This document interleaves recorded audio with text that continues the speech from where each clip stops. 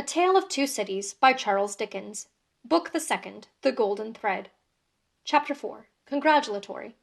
From the dimly lighted passages of the court, the last sediment of the human stew that had been boiling there all day was straining off, when Dr. Manette, Lucy Manette, his daughter, Mr. Lorry, the solicitor for the defence, and its counsel, Mr. Stryver, stood gathered round Mr. Charles Darnay, just released, congratulating him on his escape from death.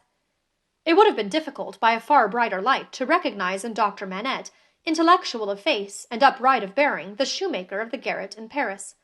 Yet no one could have looked at him twice without looking again, even though the opportunity of observation had not extended to the mournful cadence of his low, grave voice, and to the abstraction that overclouded him fitfully, without any apparent reason. While one external cause, and that a reference to his long-lingering agony, would always, as on the trial, evoke this condition from the depths of his soul, it was also in its nature to arise of itself, and to draw a gloom over him, as incomprehensible to those unacquainted with his story as if they had seen the shadow of the actual Bastille thrown upon him by a summer sun, when the substance was 300 miles away. Only his daughter had the power of charming this black brooding from his mind. She was the golden thread that united him to a past beyond his misery, and to a present beyond his misery, and the sound of her voice, the light of her face, the touch of her hand, had a strong beneficial influence with him almost always. Not absolutely always, for she could recall some occasions on which her power had failed, but they were few and slight, and she believed them over. Mr. Darnay had kissed her hand fervently and gratefully, and had turned to Mr. Stryver, whom he warmly thanked. Mr. Stryver, a man of little more than 30, but looking 20 years older than he was, stout, loud, red, bluff, and free from any drawback of delicacy, had a pushing way of shouldering himself, morally and physically, into companies and conversations that argued well for his shouldering his way up in life. He still had his wig and gown on, and he said, squaring himself at his late client to the degree that he squeezed the innocent Mr. Lorry clean out of the group, "I am glad to have brought you off with honour, Mr. Darnay. It was an infamous prosecution, grossly infamous, but not the less likely to succeed on that account." "You have laid me under an obligation to you for life, in two senses," said his late client, taking his hand. "I have done my best for you, Mr. Darnay, and my best is as good as another man's, I believe." It clearly being incumbent on someone to say "much better," Mr. Lorry said it, perhaps not quite disinterestedly, but with the interested object of squeezing himself back again. "You think so?" said Mr. Stryver. "Well, you have been present all day, and you ought to know. You are a man of business, too." "And as such," quoth Mr. Lorry, whom the counsel learned in the law had now shouldered back into the group, just as he had previously shouldered him out of it, "as such I will appeal to Dr. Manette to break up this conference, and order us all to our homes. Miss Lucy looks ill. Mr. Darnay has had a terrible day. We are worn out." "Speak for yourself, Mr. Lorry," said Stryver. "I have a night's work to do yet. Speak for yourself." "I speak for myself," answered Mr. Lorry, "and for Mr. Darnay, and for Miss Lucy, and— Miss Lucy, do you not think I may speak for us all?" He asked her the question pointedly, and with a glance at her father.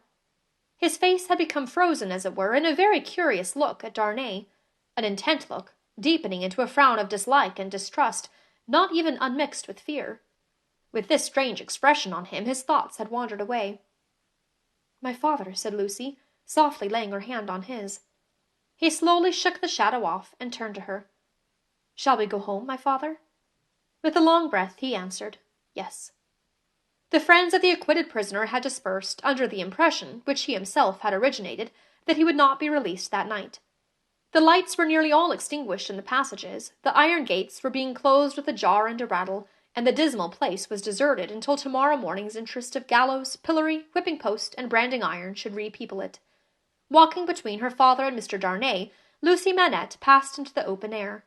A hackney coach was called, and the father and daughter departed in it. Mr. Stryver had left them in the passages to shoulder his way back to the robing room. Another person, who had not joined the group, or interchanged a word with any one of them, but who had been leaning against the wall where its shadow was darkest, had silently strolled out after the rest, and had looked on until the coach drove away. He now stepped up to where Mr. Lorry and Mr. Darnay stood upon the pavement. "So, Mr. Lorry, men of business may speak to Mr. Darnay now?" Nobody had made any acknowledgment of Mr. Carton's part in the day's proceedings. Nobody had known of it. He was unrobed, and was none the better for it in appearance. If you knew what a conflict goes on in the business mind, when the business mind is divided between good-natured impulse and business appearances, You would be amused, Mr. Darnay." Mr. Lorry reddened, and said warmly, "You have mentioned that before, sir. We men of business who serve a house are not our own masters. We have to think of the house more than ourselves." "I know," rejoined Mr. Carton carelessly. "Don't be nettled, Mr. Lorry. You are as good as another, I have no doubt. Better, I dare say."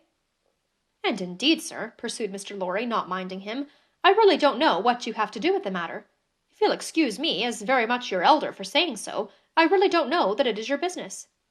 "Business! Bless you, I have no business," said Mr. Carton. "It is a pity you have not, sir." "I think so too." "If you had," pursued Mr. Lorry, "perhaps you would attend to it." "Lord love you, no, I shouldn't," said Mr. Carton. "Well, sir," cried Mr. Lorry, thoroughly heated by his indifference, "business is a very good thing, and a very respectable thing. And, sir, if business imposes its restraints, and its silences and impediments, Mr. Darnay, as a young gentleman of generosity, knows how to make allowance for that circumstance. Mr. Darnay, good night. God bless you, sir. I hope you have been this day preserved for a prosperous and happy life. Chair there." Perhaps a little angry with himself, as well as with the barrister, Mr. Lorry bustled into the chair, and was carried off to Tellson's. Carton, who smelled of port wine, and did not appear to be quite sober, laughed then, and turned to Darnay. "This is a strange chance that throws you and me together. This must be a strange night to you, standing alone here with your counterpart on these street stones." "I hardly seem yet," returned Charles Darnay, "to belong to this world again." "I don't wonder at it. It's not so long since you were pretty far advanced on your way to another. You speak faintly." "I begin to think I am faint." "Then why the devil don't you dine? I dined myself, while those numbskulls were deliberating which world you should belong to, this or some other. Let me show you the nearest tavern to dine well at." Drawing his arm through his own, he took him down Ludgate Hill to Fleet Street, and so up a covered way into a tavern. Here they were shown into a little room, where Charles Darnay was soon recruiting his strength with a good plain dinner and good wine, while Carton sat opposite to him at the same table, with a separate bottle of port before him, and his fully half-insolent manner upon him.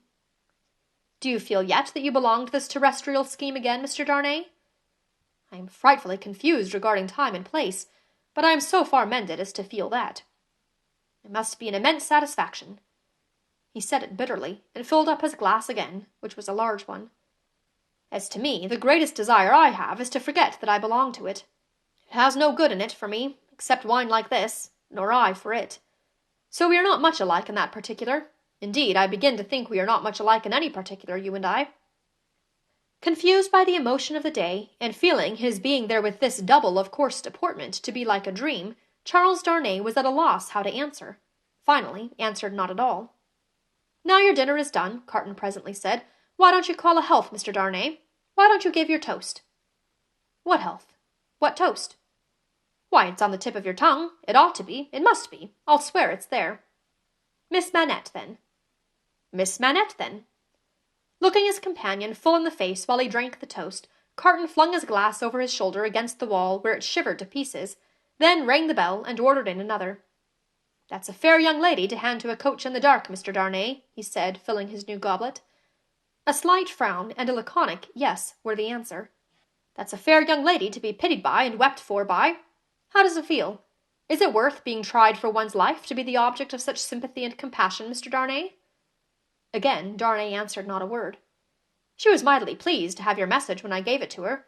Not that she showed she was pleased, but I suppose she was." The allusion served as a timely reminder to Darnay that this disagreeable companion had, of his own free will, assisted him in the strait of the day. He turned the dialogue to that point, and thanked him for it. "I neither want any thanks nor merit any," was the careless rejoinder. "It was nothing to do in the first place, and I don't know why I did it in the second. Mr. Darnay, let me ask you a question." "Willingly, and a small return for your good offices." "Do you think I particularly like you?"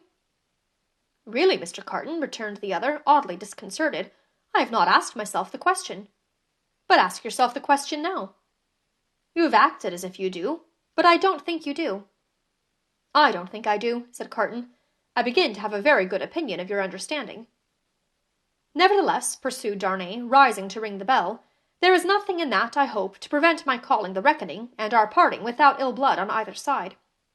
Carton rejoining, "Nothing in life," Darnay rang. "Do you call the whole reckoning?" said Carton. On his answering in the affirmative, then bring me another pint of this same wine, drawer, and come and wake me at 10. The bill being paid, Charles Darnay rose and wished him good night. Without returning the wish, Carton rose too, with something of a threat of defiance in his manner, and said, "A last word, Mr. Darnay. You think I am drunk?" "I think you have been drinking, Mr. Carton." "Think? You know I have been drinking." "Since I must say so, I know it." "Then you shall likewise know why. I am a disappointed drudge, sir. I care for no man on earth, and no man on earth cares for me." "Much to be regretted. You might have used your talents better." "May be so, Mr. Darnay, maybe not. Don't let your sober face elate you, however. You don't know what it may come to. Good night." When he was left alone, this strange being took up a candle, went to a glass that hung against the wall, and surveyed himself minutely in it. "Do you particularly like the man?" he muttered at his own image. "Why should you particularly like a man who resembles you? There is nothing in you to like, you know that. Ah, confound you, what a change you have made in yourself! A good reason for taking to a man, that he shows you what you have fallen away from, and what you might have been. Change places with him, and would you have been looked at by those blue eyes as he was, and commiserated by that agitated face as he was? Come on, and have it out in plain words. You hate the fellow."